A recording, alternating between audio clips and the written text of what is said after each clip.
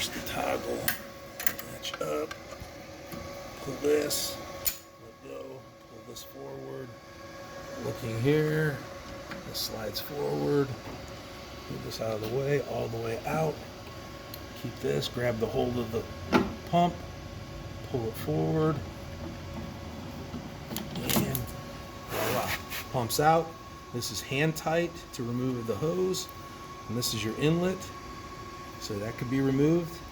If you need to clean the lubrication cup, you can get in there with some solvent, some brake cleaner, clean that out with brake cleaner, and then you can take the pump, tilt it on its side, and empty out all the material and all the weight, the hardened parts that are in there.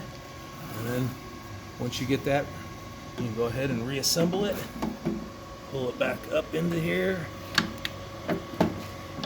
make sure that the cam is locked in. It's locked in. Grab your toggle, pull it forward until it snaps. Once it snaps, make sure your hose is tight. It's tight. And then go ahead and you can add throat seal lubricant here, piston lube, right in that area there.